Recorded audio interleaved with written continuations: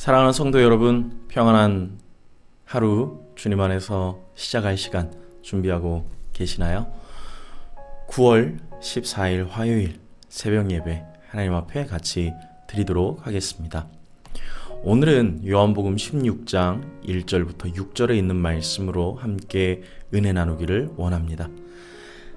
16장 1절부터 6절을 제가 읽도록 하겠습니다.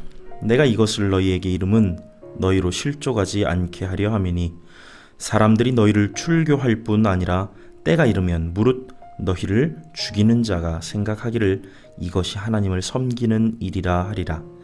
그들이 이런 일을 할 것은 아버지와 나를 알지 못함이라. 오직 너희에게 이 말을 한 것은 너희로 그때를 당하면 내가 너희에게 말한 이것을 기억나게 하려 함이요 처음부터 이 말을 하지 아니한 것은 내가 너희와 함께 있었음이라. 지금 내가 나를 보내신 이에게로 가는데 너희 중에서 나더러 어디로 가는지 묻는 자가 없고 도리어 내가 이 말을 함으로 너희 마음에 근심이 가득하였도다. 아멘. 예수님께서는 오늘 말씀을 통해서 훗날 예수님을 사람들이 알지 못하므로 제자들을 출교할 뿐 아니라 죽이는 자가 생기며 그런 일의 원인으로 자신이 하나님을 섬기는 사람이라고 착각하는 모습들을 발견하게 될 거라고 얘기하십니다. 이런 이야기를 하는 이유는 제자들이, 성도들이 그러한 환난의 때를 직면하게 되면 예수님의 말을 기억하고 그 상황을 돌파해 나가게 하기 위함이라고 말씀하십니다. 16장 1절을 같이 생각해 볼까요? 부정과거, 수동가정법입니다. 헬라어 단어에 보면 동물을 잡기 위한 미끼 있는 덫에 대해서 이 표현을 사용했습니다. 문맥에서 이 의미는 유대인 심지어 종교 지도자들의 미움에 의해 믿는 자들이 부지중에라도 잡히지 않도록 했으면 하는 것을 의미합니다. 16장 2절에 보면 사람들이 출교하고 죽이는 자가 생각하기를 하나님의 일을 하는 것이라고 생각할 거라고 말씀하십니다. 유대주의로부터의 완벽한 추방을 의미하죠. 1세기 말에 팔레스타인에서 랍비들은 회당 모임에서 그리스도인들을 내쫓으려는 모의를 합니다. 그러면서 그리스도와 관련하여 저주 서약을 맹세하게 하였고 이것을 발전시켜 갔던 걸 역사적으로 살펴보게 됩니다. 그런데 그들이 이런 일을 하는 건 아버지와 예수 그리스도를 모르기 때문이라는 예수님의 가슴 아픈 이야기가 뒤따라 3절에 나타납니다. 여러분, 가끔 우리는 하나님의 이름으로 악을 저지르기도 하고요.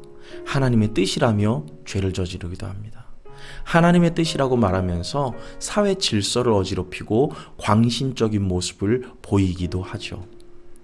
우리는 하나님의 뜻이 과연 무엇인지 분별할 은사와 은혜가 필요한 것이 아닌가 생각해 봅니다. 4절에 얘기하십니다. 이 말을 한 것은 너희로 그때를 당하면 너희에게 말한 이것을 기억나게 할 것이고 처음부터 이 말을 하지 아니한 것은 내가 너희와 함께 있었기 때문이라는 거죠. 예수님의 이 예언은 제자들이 박해와 거부를 받을 때에 그들을 격려하기 위하여 하시는 말씀입니다.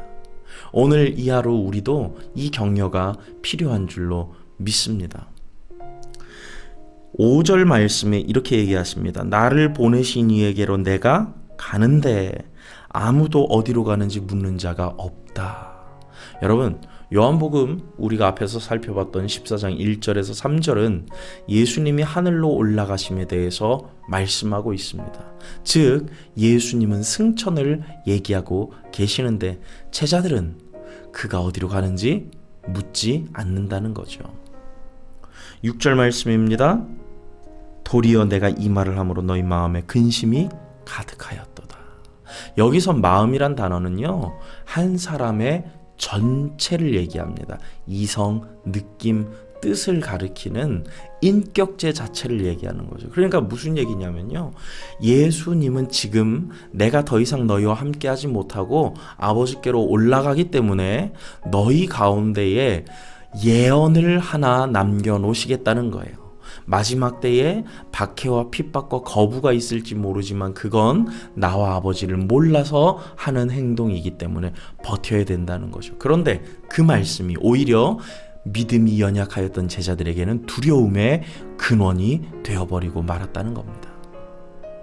예수님은 사람들이 하나님을 섬기는 일이라고 생각하면서 그리스도인들을 당연히 핍박하는 시기가 올 거라고 가르쳐 주십니다. 여러분은 어떻게 생각하십니까?